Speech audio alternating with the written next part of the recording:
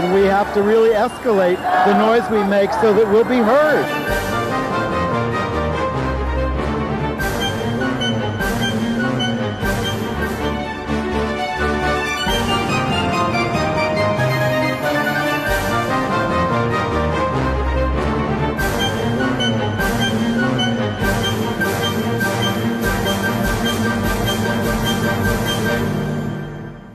Welcome to Gay USA. I'm Andy Hum. I'm Ann Northrup. You want the good news or the bad news first? The bad news is that Taiwan voters voted overwhelmingly to say no to same-sex marriage, but the fight is not over there. No, it's a little complex. We'll, of course, give you all the details. Finally got those referenda. But better news from Bermuda, which has been ordered by yet another court to restore marriage equality, although that's not over either. A transgender migrant fleeing persecution in Honduras died of neglect and a beating in ICE custody. This was back in May, while the United States is now gassing toddlers at the border. Why would anyone want to come to this country? I was thinking about that. Yes. I was thinking about that. And we have the Trump administration pushing the Supreme Court to peremptorily affirm its ban on transgender troops. The Thanksgiving parade got its first lesbian kiss, and we're going to recall an earlier liberation of the event. December 1st, this Saturday, is World AIDS Day. We'll give you some details on not only some stories, but some events. And on December 14th, you'll all be able to see Katie Lang's concert of Ingenue on PBS, and other times that PBS decides to run it. And we will show you singer Shawn Mendes talking about the rumors that he has a sexual orientation that is homosexual. And a Gay USA exclusive on Barry Manilow. Yes, leftover from our great guest Rob Shooter last week. More when we get to that at the end of the show. But we start in Taiwan. Now, what happened in Taiwan? The court ordered them last year to do same-sex marriage. A year and a half ago, May 2017, They said within 2 years you must legalize same-sex marriage or somehow come up with total equality for same-sex couples. So while the government was dragging its rear on this and not getting down to business on it, they passed some new law about referenda, and the right-wing religious took advantage of it and got these referenda on the ballot. And not just the Taiwanese right-wing, but the American right-wing, because the Alliance Defending Freedom, the National Organization for Marriage, all the usual suspects got into the game and started pouring millions of dollars into Taiwan to oppose any equality for same-sex couples. Our side also put up some referenda pro same-sex marriage, and there was another one on gay curricula, which was up there on both sides. 5 total that related to us. 3 of them were about marriage. 2 of them were about education. Yeah. But the bottom line is, we got skunked. I mean, we lost the marriage thing. 72% opposed same-sex marriage. 61% opposed us on the curricular thing, and we just didn't get it anywhere near the votes we needed on the others. They needed 25% of the electorate to show up to pass these things, and they narrowly did. Well, we did sort of win one of these referenda because one of the options offered on couples was a civil unions law. And that's not what we want. It's not what we want, but it passed. Well, the point is they had to do something. The court wasn't going to let them do nothing for gay couples. But the court said you have to have basically marriage, and people voted against marriage. They don't have to vote for it. These were advisory referenda. So we lost. But we can still go to court and say to the Constitutional Court, hey, and these are advisory referenda. As I just said. But the issue is that the government is going to propose probably a civil unions law because that's what people voted for.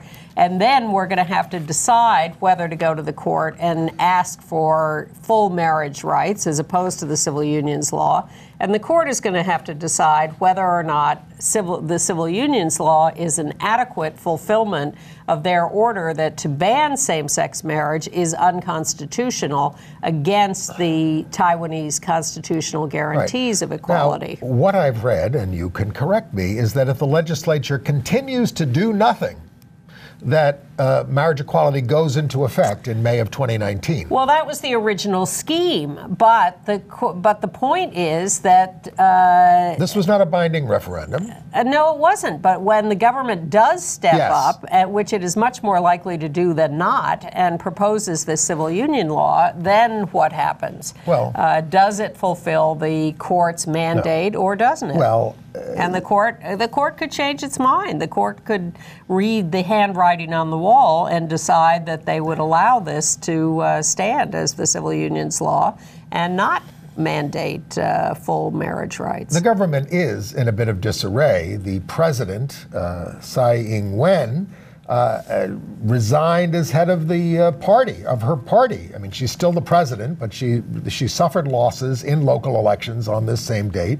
She's going to remain as president. She's one of these who rejects China's claim that Taiwan is part of China. Well, one of the reasons she lost power was because these referenda brought out the conservative voters. As in the United States in 2004, the Bush administration making sure anti-same-sex marriage votes were on the ballots in states around the country brought out conservative voters. Yeah. I resist that interpretation. I mean, resist away. That is why they did it. That is why they put it on the ballot. Karl Rove wanted them on the ballot in the States. Yes. But it's questionable. It also can activate our side and say, hey, we're trying to protect our friends. Well, I think we were not prepared for that, and I think we lost most of those, almost all those referenda. And we lost the election. Yes, we did. So, narrowly. A similar thing happened in Taiwan, and the president, in the face of all these right-wing votes on the referenda, lost some power in her party. Yes. Better news from Bermuda. Sure. Now, the saga of Bermuda. The court ordered them to do same-sex marriage last year, and they had it for a while, and then the government said, we don't like this, and we're going to do civil unions. So they did. They became the first national government in the world to repeal, essentially, same-sex marriage. California voters did it as well, but and then it was restored. So then our side went back to court again and have been winning. And the latest win was at their court of appeal. And the only appeal that the government still has, if they want to try to stop marriage equality, is to go to the Privy Council in London, because they're part of the Commonwealth. And the Court of Appeal said, you can't have a stay on this. You got to start doing it again. You got to start doing same-sex marriage again. Now, the twist on this is that the lawyers for the plaintiffs in this case, who are suing for same-sex marriage, said that they found a new way to go for it on the grounds of freedom of conscience. And the lawyer said this was a revolutionary approach, and it could be used elsewhere, including in the Cayman Islands, which is going to hear a case in February. This is as opposed to relying on specific non-discrimination laws for sexual orientation. The Bermuda Constitution does not protect sexual orientation, but the law does. But the Constitution protects freedom of conscience, and that's how they argued this case. The United States does not nationally protect sexual orientation, non-discrimination, except maybe in an interpretation we're still waiting for of Title VII or Title IX. And the decision of the marriage case in the Supreme Court, the Obergefell decision, did not rely on a sexual orientation non-discrimination law. It relied on equal protection and due process and things like that. And other things that John Roberts didn't like. Well, we'll see where he stands in the future. Yes. All right, so that's Taiwan and Bermuda. Good news on Bermuda, bad news on Taiwan. Mexico, the Supreme Court there decided that same-sex couples can use assisted reproduction and both be designated as parents of a child of that process. That's good news. Should we go back to domestic news and then go back to international news? Oh, I see. I was about to go through all the marriage news internationally. Sure. Okay. My mistake. That's all right. Trump. All right. Well, before we get to, of course, he pinch hit for Cindy Hyde-Smith, and she still has holds the distinction of being, and this is a dubious distinction, the most racist senator in the United States. I would argue that. Who would you pick? There are so many to choose from. She's more overt in her Confederate outfits. Well, sure, but I think a lot of them have said some very racist things. Anyway, Trump's big move this last week was against, again, transgender people in the military. Now that he's got the Supreme Court packed the way he wants, and he's railing against things like the Ninth Circuit, he wants to leave. And railing against John Roberts. Well, that too, but he's trying, and we'll see how much good that does him when he tries to get decisions from Roberts. He's now trying to leapfrog the lower courts and go directly to his packed Supreme Court to get them to lift the injunctions against his proposed ban on trans people. There are 4 courts that have issued injunctions and have said that this trans-military ban thing is no good, and he wants to bypass the intermediate appeals, especially in the Ninth Circuit.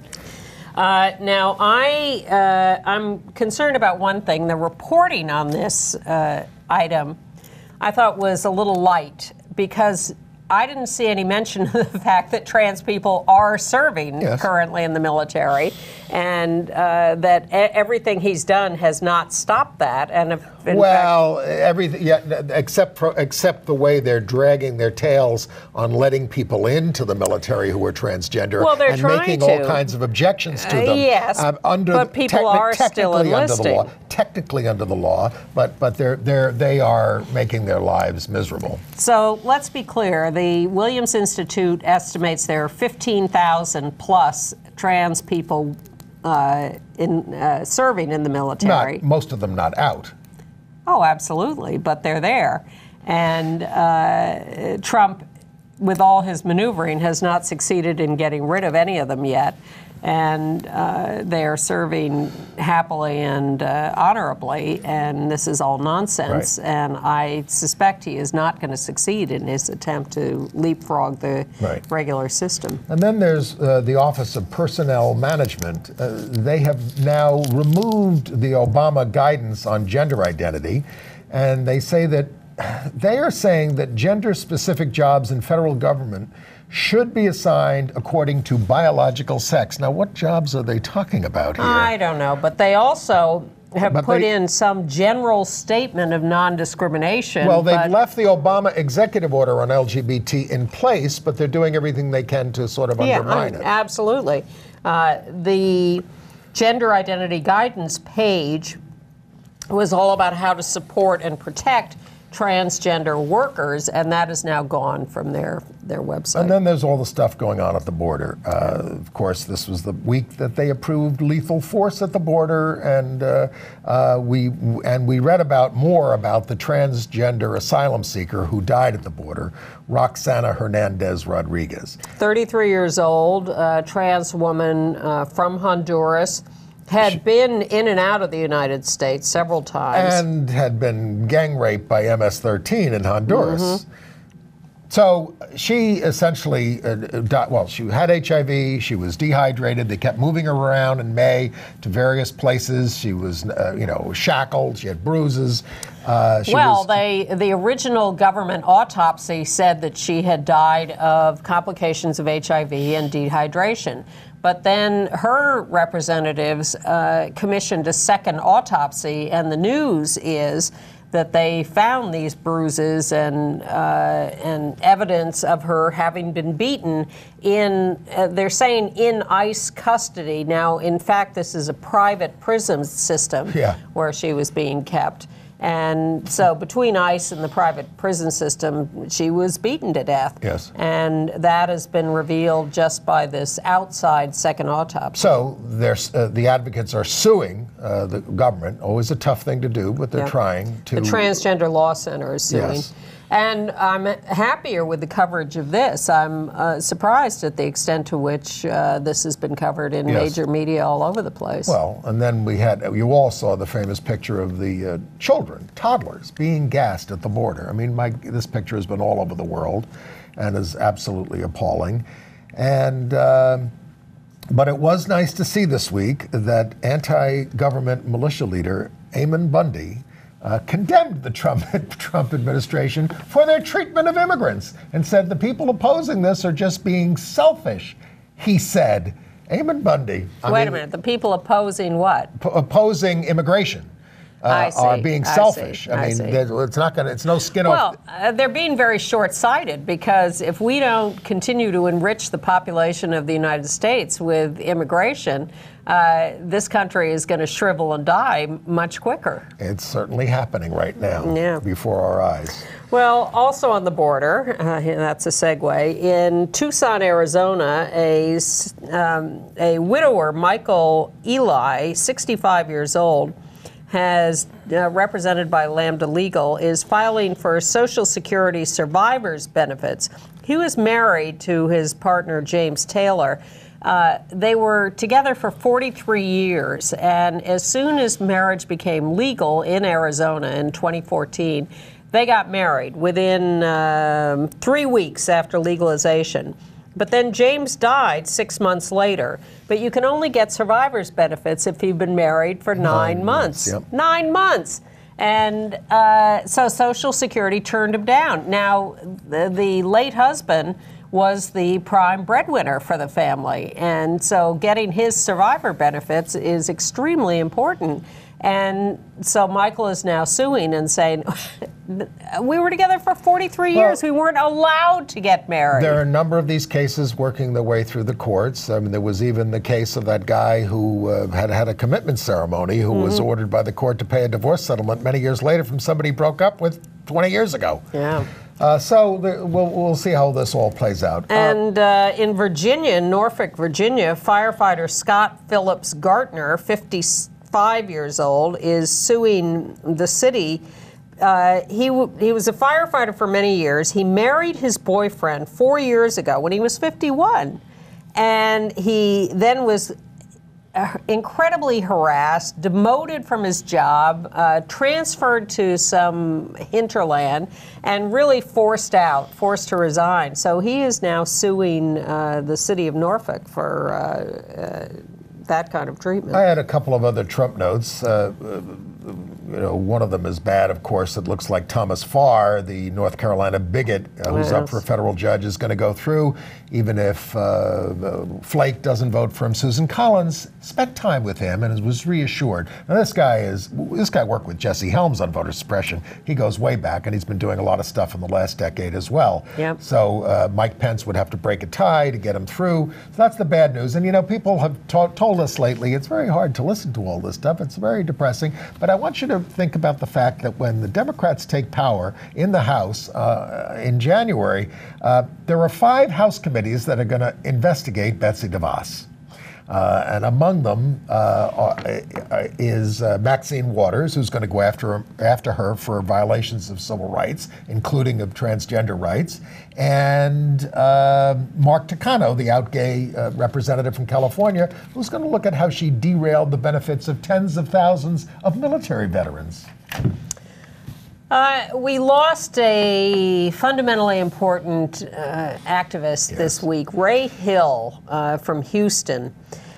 He died at 78. He was a legendary activist. Now, he was a teen evangelist, a jewel thief who went to prison for 4 years, and then came out and started a radio show called The Prison Show. He was absolutely legendary for his support of people in prison. He went to the Supreme Court to fight for his right to yell at cops who were harassing people, and he won. That was a fundamentally important decision. He was known as a citizen provocateur.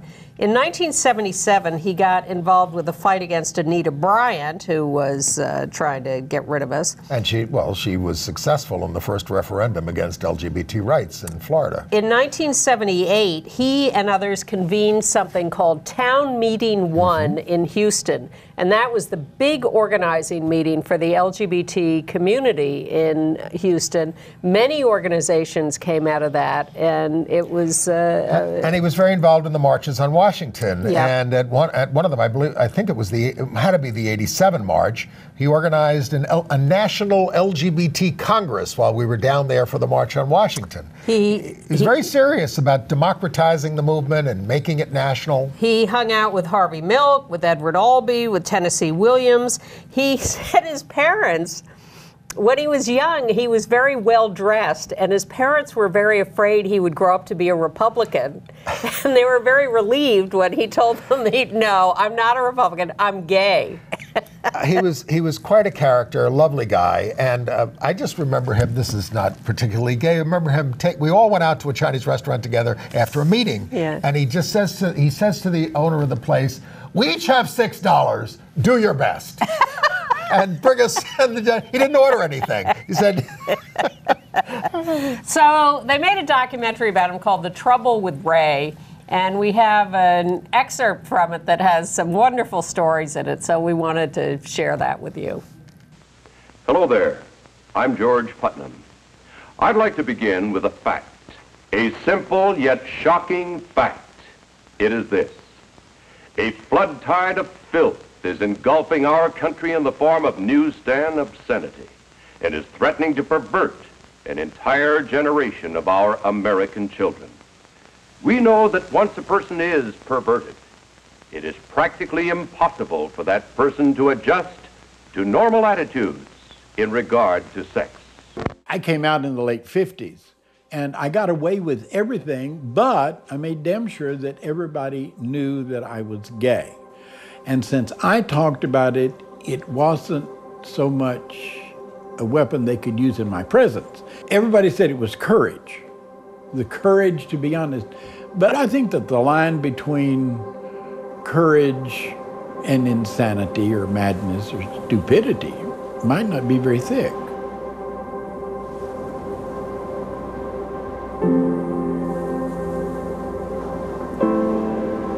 My official name is Raymond Wayne Hill, not a junior. I was born in Baptist Memorial Hospital, which was across the street from City Hall, which was a very clairvoyant address.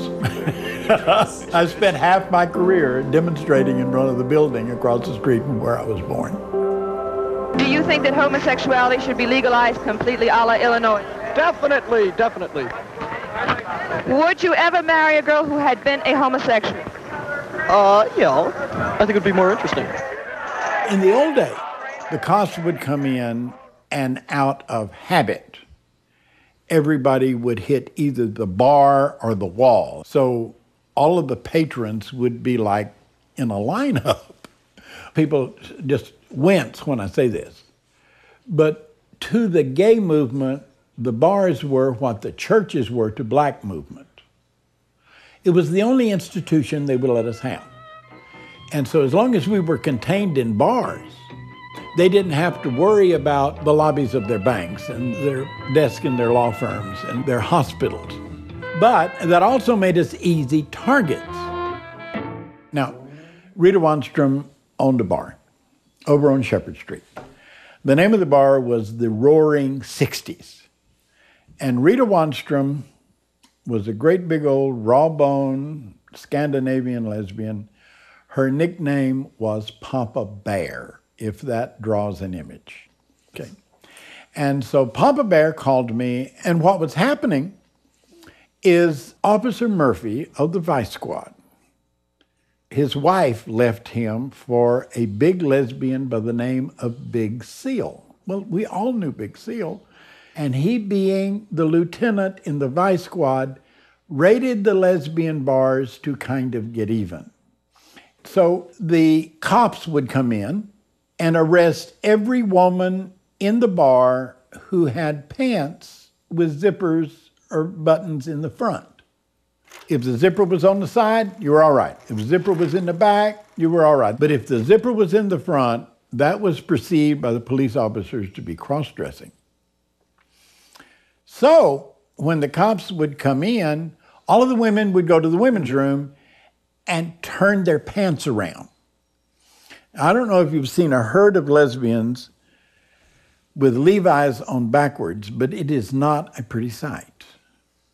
But the difference between having your buttons or zipper in the front or in the back means you go to jail. Your name gets printed in the Houston Post and the Houston Chronicle the next day. Your family, to whom you may be closeted, all of a sudden is deserting you. Your job, I don't care how much education you've got, all of a sudden your life is destroyed. And it is not infrequent that people commit suicide after getting picked up in a bar for doing nothing wrong. Having to lie, I feel, is the saddest and the ugliest part of being a homosexual. When you have your first bad love experience, for instance, and you can't go to your brother or your sister and say, I'm hurting. We haven't always thought about gay people like we do today. We think a lot differently about that, and you're welcome. I'm glad to have played a role in that. I certainly didn't do that by myself. And I've made so many damn fool mistakes that I could talk about those, but I don't, because I get to write this script. And if you get to write the script, you have every right to be the hero. And I am the one queer ex-convict you will meet in your lifetime who grew up to be who his mother intended him to be. And there's just no question about that.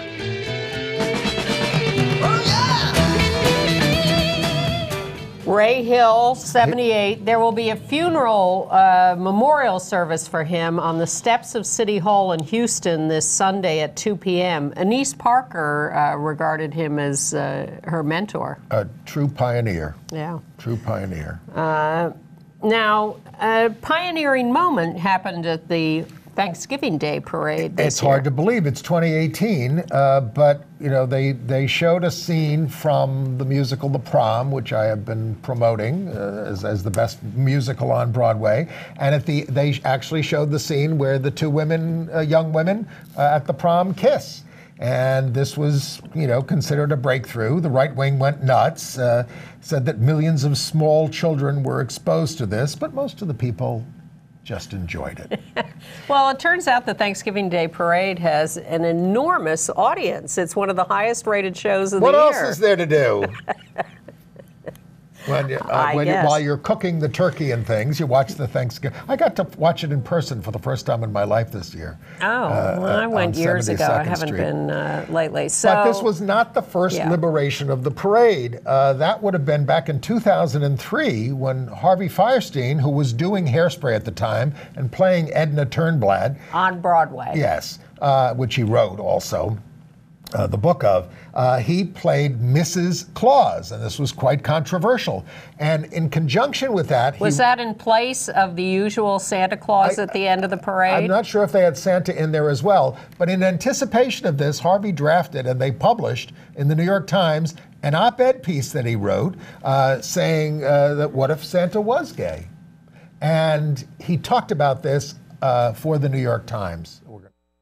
The gay rights movement in America basically was won back in the 70s when the American Psychiatric Association finally stopped calling gay people a disease. And as soon as we were seen as a civil rights movement, that was the change. We were not just a person here, a person there, these deviants. It was, this is a legitimate minority.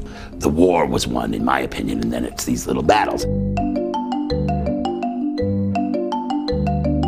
I was doing a show called Hairspray. I was playing on Broadway, playing Edna Turnblad. I was playing a heterosexual woman, a married heterosexual woman with children. So Edna was somebody who got around and became a sort of character all on her own. Along came the wonderful institution Macy's asking if I would be in the Thanksgiving Day Parade as Edna. I mean, since I was a little kid, I wanted to be in the Thanksgiving Day Parade. I wanted to hold one of the balloons. I'd be one of the clowns. I mean, never thought I'd actually ride on a float. I mean, that was like, and they said, you will ride on a float and you will sing a song and you will be dressed as Mrs. Santa Claus.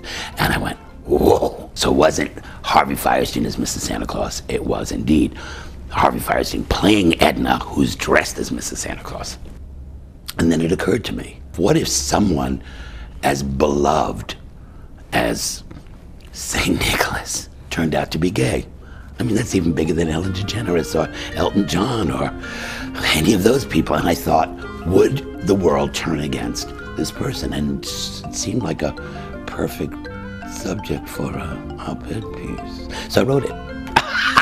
So I wrote a piece and I sent it to the Times a couple of weeks before the parade. But of course the Times held it until just before the parade because it wouldn't be news otherwise, would it?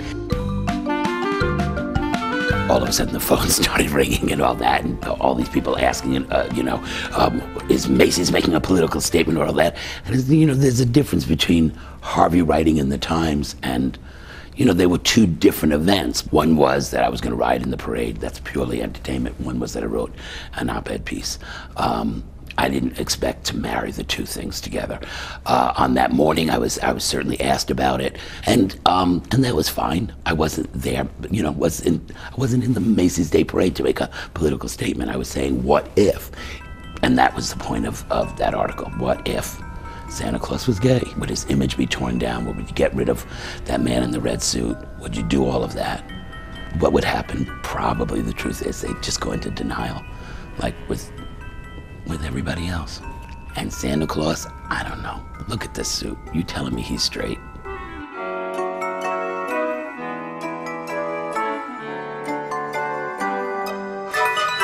Quite the controversy at the time. I think people would accept Santa as gay these days, but I agree with them. I think some people would just be in denial. Santa Claus isn't gay. Santa Claus is white. Who was that? Megyn Kelly? Megyn Kelly. Yeah. Yeah. Oh, God. Anyway, cute. Anyway, well, all right.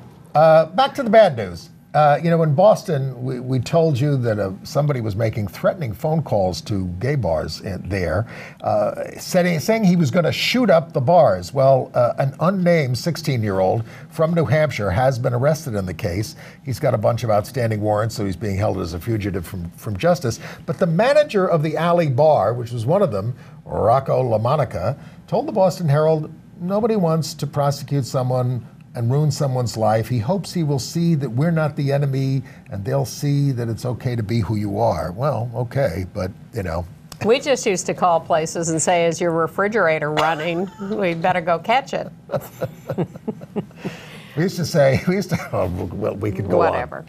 You have Prince Albert in a can? Yeah, I know. All right. And let him out. And in Houston, there was a lovely pride mural on the side of a noodle house, and someone has vandalized that. The theme of the mural was "Be Visible," and it was part of a National Pride Portraits campaign. Yeah. But do we have that picture? The picture of the vandalized mural. Well, I do want to say something. Can we do? Yeah, there it is. Yeah. But note what it says. It says, "Please stop your gay agenda." So are bigots becoming more polite? They're saying, "Please" now. They are going to repaint the mural soon, and I think it was actually a lovely mural. When they put up the Stonewall statues in Sheridan Square, a lesbian couple and a gay couple, people said it's going to be a constant source of vandalism. I said, better they go after the statues than they go after us. But I don't remember them ever being vandalized. I think there was a little vandalism, but nothing major. It's the George Segal statues. People got more upset at the fact that they were white paint, and that glaring white paint. They look like white people. Yeah. And Craig Rodwell of the Oscar Wilde Bookshop will post them. All right. In New York, there's going to be a memorial service for David McReynolds, the gay peace activist and socialist candidate for president. It's going to be, we have a picture of him there. Yeah. He's the tall guy. It's going to be on December 1st at the Judson Memorial Church there on Washington Square South, December 1st at noon. Noon to 3 p.m. on Saturday. And next Wednesday, here's the big event. The Reclaim Pride Town Hall meeting, Wednesday, 7 to 9 p.m., December 5th. This is the meeting where we're going to get everybody together to start getting really detailed about our organization for the march, the Stonewall 50 March for Human Rights and Social Justice that we're going to hold next June. I think we're really gaining momentum on this. I think it's going to be huge. Lots of people are starting to get involved and come on board. Full disclosure, we're involved. We've made that clear all along. But if you want to hear more about the organizing of this, start joining a committee to get some stuff done. There are lots of different things to do. And if you don't feel like coming to New York... Wait, let me just give them the details. Oh, sure. The Reclaim Pride Town Hall meeting, Wednesday, 7 to 9 p.m. at the People's Forum, 320 West 37th Street. We meet there every Wednesday night, but the town hall meeting next week is going to be a big one. Between 8th and 9th Avenues. But one of the things we're emphasizing here, if you're hearing us all over the world, have a march on June 30th, the last Sunday in June, in your town. Yes. Commemorating the Stonewall, celebrating the Stonewall. Fighting for the fights we need to fight today and tomorrow. Right. This should be, I mean, we know you all have pride marches, most of you have pride marches right down to your little towns. But on June 30th, we should all be out marching across the world. For Stonewall 50. Does this sound a little grandiose? Well, this is what we think we need to do as an international movement. You hear every week about it. If you build it, they will come. Yes, you do. Yes, they will. All right. We should note that November 27th, yesterday, was 40 years since Harvey Milk was assassinated in San Francisco, and Mayor Moscone. They had their annual candlelight walk there in Harvey Milk Plaza to City Hall. Okay. All right. In Rider University in New Jersey, the school removed Chick-fil-A from a survey of restaurants the students might want to have there. They're very Christian, and they like to donate to anti-LGBT organizations. I will skip those other things. I will also note that in California, in Nevada County, they have their first female sheriff, but it's also the first out gay or lesbian sheriff in the whole state of California. Shannon Moon, 50 years old, who worked in the department for 28 years, was elected sheriff, and she has been out since high school. Congratulations. All right, international news. Yes. In Hong Kong, the Legislative Council, by a narrow vote of 27 to 24, rejected equal rights for same-sex couples. In China last week, we told you about the novelist who was sentenced to 10 years for putting a gay sex scene in her novel. 10 years. Well, now the government is offering $86,500 rewards for snitching on people who publish pornography. The government is also stepping up raids on publishers, bookstores, and internet cafes to find illegal content. In Northern Ireland, the court decision on marriage equality has been postponed till next year. And in Costa Rica, marriage for same-sex couples will become a reality in May of 2020 because they just finally finalized the decision. The rule says it takes effect in 18 months, or the government can do something sooner. Back to China for a second. Dolce & Gabbana, those miserable creatures, had to publicly apologize to China for a series of racist promo videos for their fashion show in Shanghai, which had to be canceled over this because it was so toxic. They, of course, had to apologize when they said that gay people shouldn't be parents. These are gay people who said this. So, well, as long as we're in China, in another story from Hong Kong, a married gay man is suing for housing rights and benefits that are available to opposite-sex couples. In the United Kingdom, they're debating a gender recognition law to streamline the process of changing your birth certificate. In New Zealand, in Auckland, New Zealand, the Pride Parade there is in an uproar because police officers in uniform have been banned from the Pride Parade. And the police, the army, major corporate sponsors are pulling out of the parade. The parade organizers say the police don't respect LGBT people enough. That LGBT people are uncomfortable around too many cops. Now, in Minneapolis, in Toronto, in London, they have banned cops in uniform from the Pride parades. It's a controversy currently in New York for next year. It has been for a couple of years. Well, the Heritage of Pride Committee just insists that, everybody can march. We're having a civil rights march where I don't think uniformed officers are going to be allowed We're to happy participate. We're happy to have people who happen to be cops, but I don't think police officers are allowed to march in demonstrations. Well, maybe not, but it's a big controversy in New Zealand. In Russia, the European Court of Human Rights says that Russian courts have been wrong to reject request to hold pride parades. We'll see whether Russia respects the European Court of Human Rights. But meanwhile, their customs officials have been seizing copies of Masha Gessen's book, The Future is History, How Totalitarianism Reclaimed Russia, which won the National Book Award here in the United States, but is not making it through customs in Russia. Chile, President Sebastián Piñera signed a bill to let trans people over 14 update their legal documents according to their true gender. And this really gives me hope, because this was a fascist country under Pinochet, and now look how far they've come. So maybe we will overcome our fascist period and have a period of opening and liberalism and again. The new president is not a liberal and has resisted legalizing same-sex marriage. So this is notable that he's signed this transgender rights law.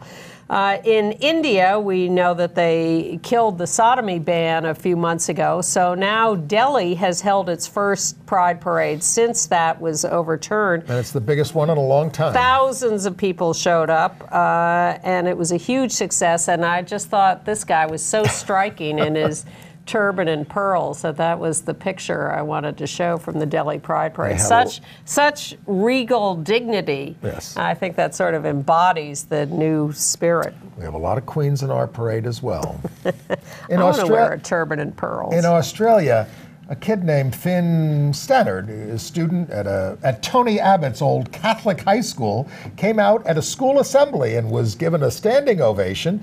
But the big news is it's a Catholic school, and the principal said no one chooses their orientation any more than they choose their eye color. We're very proud of him. That's progress.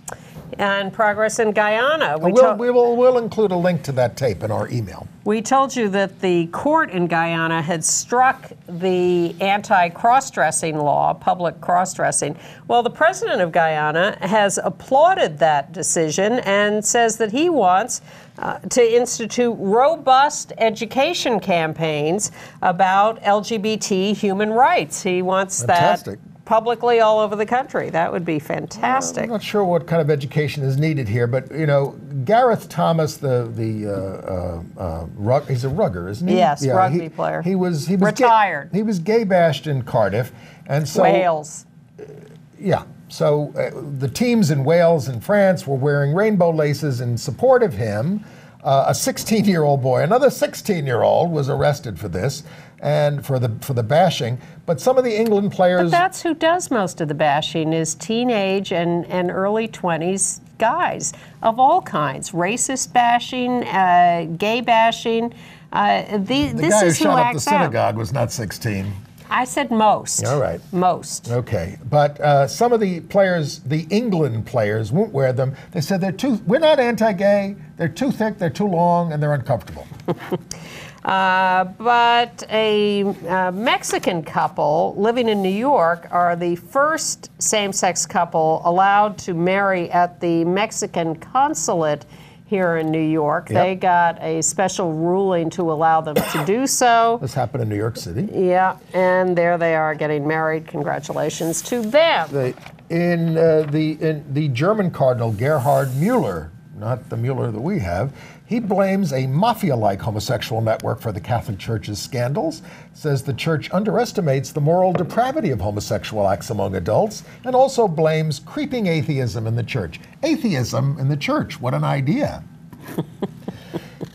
All right, AIDS news? Yes. Okay. It is World AIDS Day, December 1st, and there are Saturday, activities all across the globe. There are. Let me mention a few in New York, because that's what we know about because we're here. And in fact, the LGBT Community Center here is starting on Friday, November 30th, the day before the official day, with a commemoration event in the afternoon from 4 to 7 p.m., a celebration of people living with the virus. And they're offering free HIV testing conducted by the Mount Sinai Adolescent Program, and a lot of organizations that offer services to people living with HIV are going to show up and inform people about the services. So that's Friday, 4 to 7 p.m. at the Community Center. And then on World AIDS Day itself, since we do have an AIDS memorial now on 7th Avenue at 12th Street, at 4:30 they're going to have something called Light the Fight, with projections by Jenny Holzer, or LED projections on trucks. These trucks is going to start there. There's going to be some, performances ceremony, and things like that. And then these trucks are going to go all over the city with the quotes about AIDS 5 worldwide. trucks. You should see the list of corporate sponsors for that. Wow. Huge. And then a little later, at 6 o'clock at the AIDS Memorial, they start the 27th Out of the Darkness event. There's a vigil, a candlelight vigil at the memorial there on 12th Street and 7th Avenue. And then there's a procession to St. John's Church on Christopher Street, 81 Christopher Street, where they're going to be reading the names of people who've died and have performers and speakers. So that's 6:30 on Saturday at St. John's on Christopher Street. And at the SVA Theater down the block from us at 7:30 on West 23rd Street, 333. There are alternate endings, activist risings from visual aids for the day. Short films. For the day without art. Yeah. So that's 7:30 at the SVA Theater. Now, and the Trump administration's present for World AIDS Days is to not publicize the fact that if you want to sign up for the ACA again this year, we've shortened the time period you can do it on the federal registry for the ACA. It now expires on December 15th. So if you need the federal website, you've got to do it by December 15th. If you want to sign up for the ACA in a place like New York, we have our own marketplace, and you can do it until January 31st. But so pay attention to this because your health insurance is at risk. Well, the other thing they're doing is, you know how they promised to cut the prices of prescription drugs? Well, they're going to do it with Medicare by reducing the number of drugs available on the formularies so that, and this is particularly hurtful to people with HIV because people are so different in the drugs that work for them, so you need a wide range of drugs available. But they're only going to make a few drugs available, and on the grounds that that'll be cheaper. But this is not something that people are crazy about. It's about killing us off. Well, Carl Schmidt from the AIDS Institute says the Trump administration proposal is bad medicine, dangerous to people living with HIV. Not all HIV medications are the same. The Medicare Part D program is working well for people with HIV, and there is no reason to take these draconian actions. Other than they hate us. And, whatever. Well, a new report out about gay or bisexual teen boys using PrEP. Awareness has risen quite a bit in the last few years. It's up to 55% now. And it is covered by insurance, but of course, a lot of teen boys don't want to say to their parents, I want to get on PrEP. And that's under your insurance. So, and if you want to pay for it yourself, it can be $2,000 a month. So there has been no real national campaign on teenagers and PrEP and getting them on it the way there has been for some other things. Well, and there's a slow climb for everyone else too. And then there's this crazy story out of China, this scientist who claims he edited a gene in an embryo to prevent HIV transmission from an infected father to the child he was conceiving with the mother, and everybody's up in arms because they said, oh, this is malpractice and you're tinkering with nature and you didn't have to do it in this case because there are other ways to prevent HIV transmission, and now no one even knows whether he's telling the truth about what he did. It's crazy.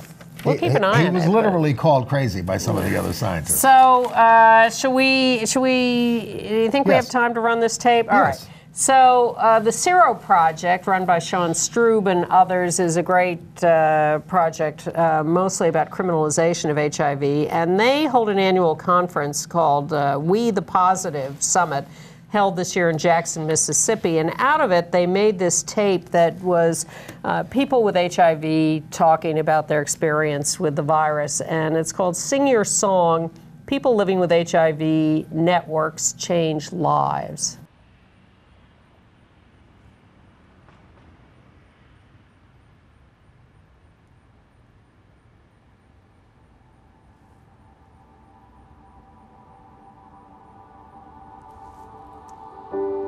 It's like one of the biggest things right now because I haven't told my parents, my auntie, my uncle. Those are like the closest people in my life, and I haven't told not one of those people.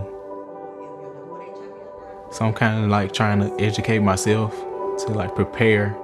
Why are we here? To learn about HIV and how it can affect you. What I'm saying is, if it's an issue for you, it might be an issue for somebody else. So bring it up. Yeah, excuse me. I was diagnosed in 1996. I remember my mom having more bleach than the Family Dollar store. But then as the years got going and I got to finding out about what my virus is, and I can live and not die. It made me want to go and sing my song.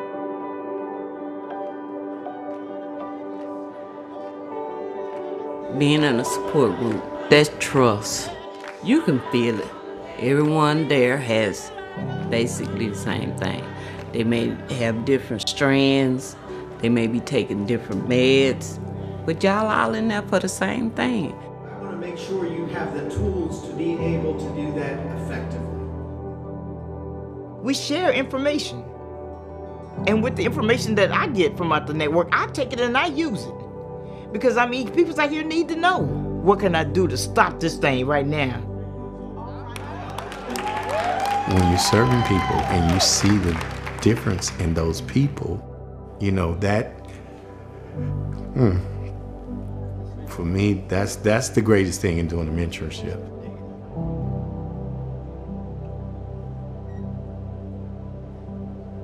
I'm just used to being that person everybody leans on. And like coming out with something as big as being HIV positive,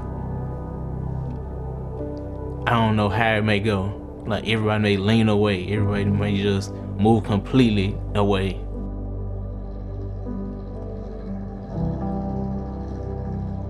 It's so strange to me that as good as things are medically and people are living longer and all that, social stigma against people with HIV is rising.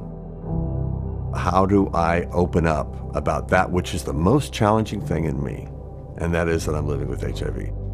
How do I take that and turn it out? Being involved with other people living with HIV, that's what does it for me.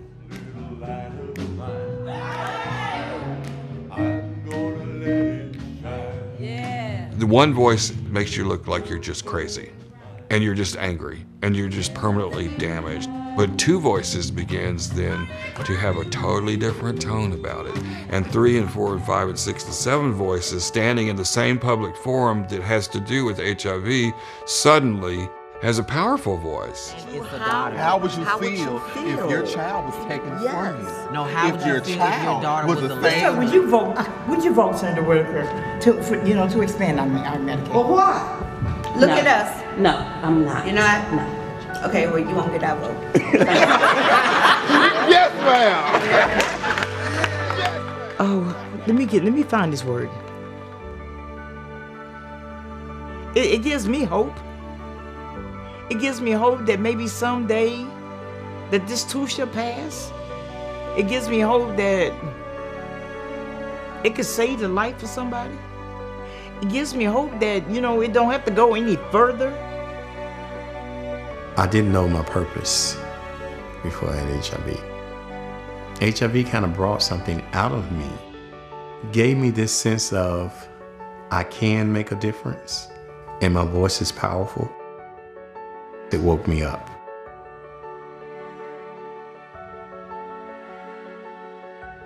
Two years ago, this wasn't me at all. I never thought I would have done anything pertaining to HIV, not once. And now I'm just overwhelmed with just wanting to learn more. If I could do this every week, I would. And that's where I'm at right now. I want it to be known.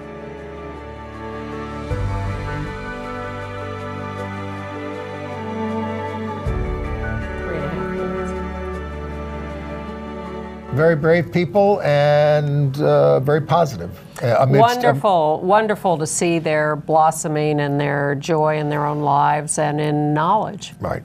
Yeah. And the South is the epicenter of the AIDS pandemic in the United States. It is. So let's move on to entertainment news. Well, you all have a chance to see Katie Lang, December 14th. She's going to be on Great Performances doing her Landmarks live concert there. And then they're going to stream it as well. She's going to do her album Ingenue from 25 years ago at the Majestic Theater in San Antonio. So check that out. Yeah, including things like Constant Craving, the big hit from that album.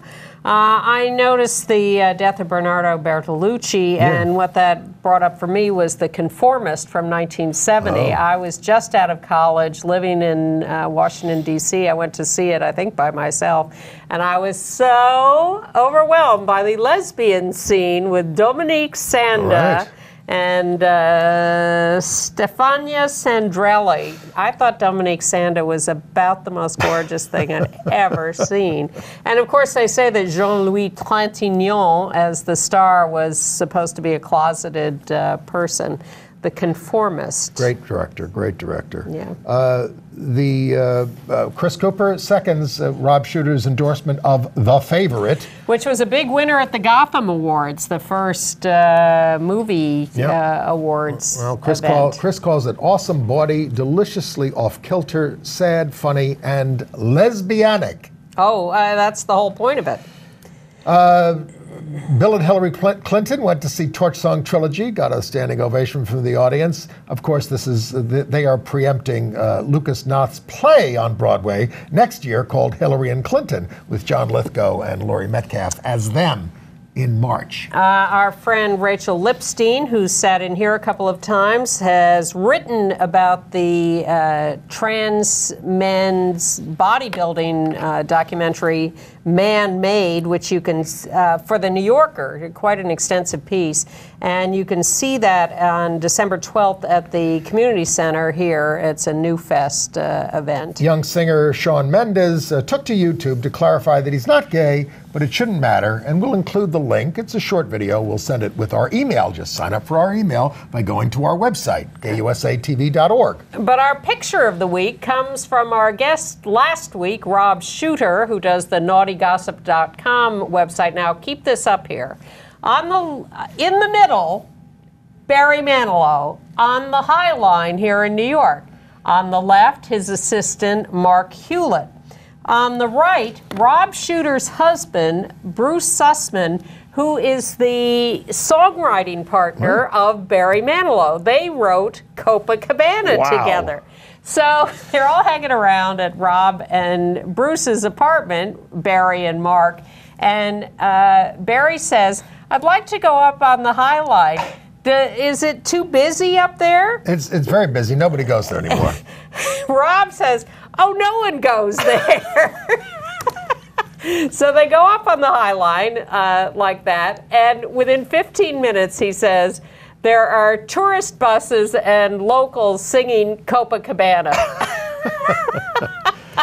Only in New York, kids, only in New York. See you next week. Thank you for the story, Rob.